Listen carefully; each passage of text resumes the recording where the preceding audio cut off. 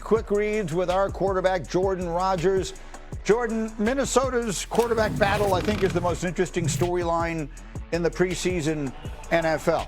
Make a case. Kyler Murray or J.J. McCarthy, who should start week one? I'm going to say J.J. McCarthy. Here's the deal in Minnesota. You got to find out what you have. Do you have a franchise quarterback in him or do you not? Hurt his rookie year, just 10 games and injured again last year. You have to find out, are we starting a new chapter or are we closing the chapter and turning to Kyler Murray? You need to figure it out really quickly, but I think the only way you do that, the only way you firmly close that chapter for good is you see him, you give him an opportunity early in this season and see what you got. Otherwise, it's always going to be that lingering thought in the back of your mind. If Kyler Murray has some ups and downs, I think you got to start him, figure it out, and move on either way. So I'm going to make sure I'm understanding what you're saying.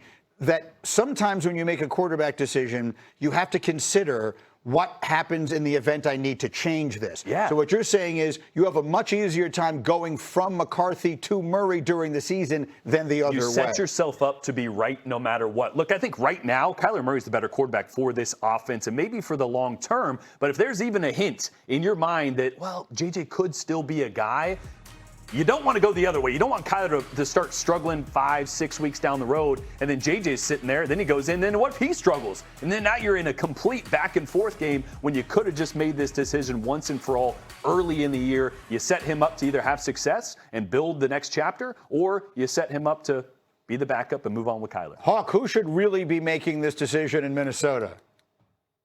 Yeah, I think it's Justin Jefferson. And I agree with everything that Jordan said. You ain't wrong. If it was a clean slate, right? But they watched Sam Darnold walk out the door when they had him in there and go win a Super Bowl and be one of the best quarterbacks in the league. And for Justin Jefferson, who sits at number 2 in the ESPN top 10 receiver list, he's not happy about that. He's been a good soldier. He's been a good leader. He averaged 99 yards a game with Kirk Cousins, 90 yards a game with Sam Darnold. He's down to 54 yards a game with J.J. McCarthy. He's the person that even if that is your plan, you call in your offense, you close the door, you make sure it's soundproof, and you make sure he's on pace with that plan because he's the guy that you can't let be disgruntled. Himbo made sure to point out to me the delta in yards per game between Darnold and J.J. McCarthy for Justin Jefferson is the difference between myself and Michael Irvin per game. So he wanted to make sure you guys understood how big of a deal that is. No, that's good. That's either outstanding research or just not nice from Himbo, or maybe it's a combination of both. So I always save you for last on these because you're gonna bring the actual information in. What is actually happening / going to happen in Minnesota? Well, they're going to say, at least is what they say, they're going to have a quarterback competition all summer. I think most people around the league believe that Kyler Murray is going to be the favorite to win that job.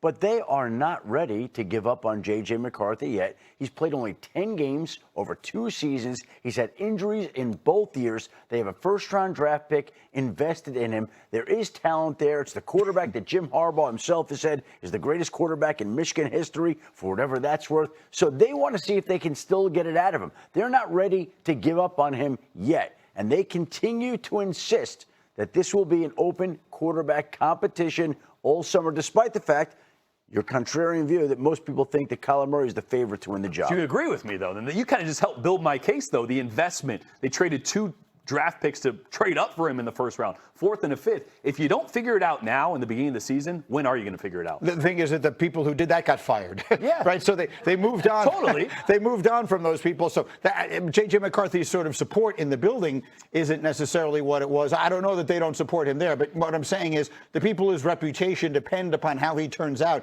have already been fired. So there's a clean start, and it feels like they got to get it done now. Or look, I think Kevin O'Connell is an outstanding coach. If he became available, I would move heaven and earth for any team that I rooted for to hire him. But look, if this thing goes south this season, who knows what might happen there? He's got to win games. Well, yes, he's regarded in that light. I don't know if there's pressure on him, even though in this league you have to win all the time. We bring up Justin Jefferson, right? When we think of the great receivers in the league, you think of Jamar Chase, you think of Puka Nacua, you think of Jackson Smith-Njigba. There's no reason that we shouldn't think of Justin Jefferson right there, and he is right there. But with the play they've gotten out of the quarterback position, you forget about how good he is, and that's got to be a little bit frustrating for him and everybody in the organization because there is talent there. So that's an interesting quarterback battle. Another interesting one for a variety of perhaps different reasons, is in Atlanta, where Michael Penix is fighting for the starting job this year for the Falcons, but he's not even able to fight right now. He's still recovering from a knee injury. This is what he had to say yesterday about his recovery. I'm just, doing what I can each and every day, but I feel great. I feel like I can do everything, but at the same time, I got to still be smart about it. I can't afford to have somebody, trip and fall and land on me right now.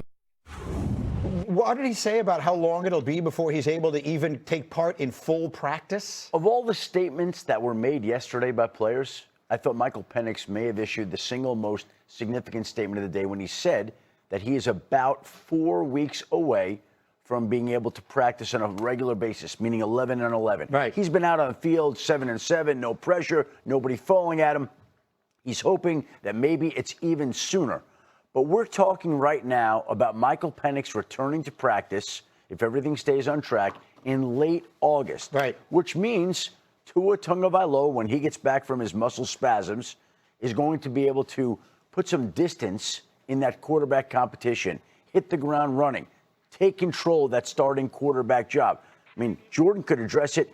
I would think it might be difficult for Michael Penix, coming off a major knee injury, to step back into practice in late August and think there's a realistic chance that he's going to unseat Tua, unless Tua just doesn't shine and doesn't play well this summer. But if he plays well, it has to be his job to lose for opening day. Yeah. Can Tua recapture? I'm not even sure if recapture is the right word because I'm not sure. There were flashes. There were moments in Miami where we said to ourselves, that's the guy. That's the guy that they hoped he'd be and that we all imagined he might someday be. Can he discover that in this place, in this offense with this talent? Absolutely. Because this offense just needs a point guard. They don't need a dynamic, big-time arm that can throw it 50, 60 yards downfield. When he's at his best, he gets the ball out quickly and he distributes it. And that's what this offense needs. They got talent all over the place. When you talk about Drake London, Kyle Pitts, Bijan Robinson, obviously he's holding out right now, so that doesn't help the offense gel and get together. Young receiver Zachariah Branch was drafted from Georgia. He's a dynamic slot, ball-in-hand guy. There are weapons everywhere. They just need a point guard. They need somebody consistent. But right now, it's Jack Strand from Minnesota State. Yeah. Is taking QB1 reps. Cooper Rush, and that's no way. And no Bijan to get your offense ready for September. I think the assumption is that Tua will be back shortly. Yes. So you like it, Hawk? You think they have it? Look, that's a team that has a chance to do something if they get average to slightly above average quarterback play. Can they get that? Remains to be seen. I think Tua's best football is behind him. I think Penix has to make sure his best football is in front of him, and you can't rush that process. If you're not healthy, give it however much time it needs. It comes down to Stefanski and his plan, and can he build around Bijan Robinson like he built around Nick Chubb in Cleveland? But Jeff, go ahead, finish it up. The other thing is we're talking about Tua having the lead in late August going to the season.